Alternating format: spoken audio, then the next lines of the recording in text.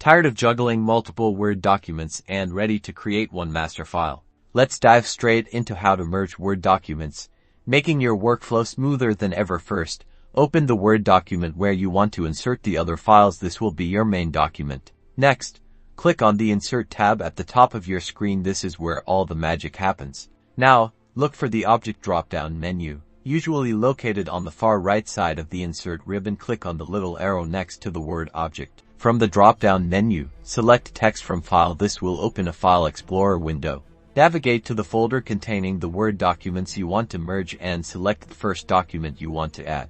You can select multiple documents at once by holding down the Ctrl key or Command key on a Mac while clicking on each file. Once you've selected all the documents, click Insert. And just like that, the content from those documents will be inserted into your main Word file. Repeat these steps to add any additional documents.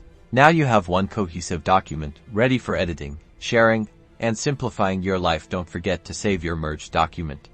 This simple technique will save you time and effort in managing multiple files.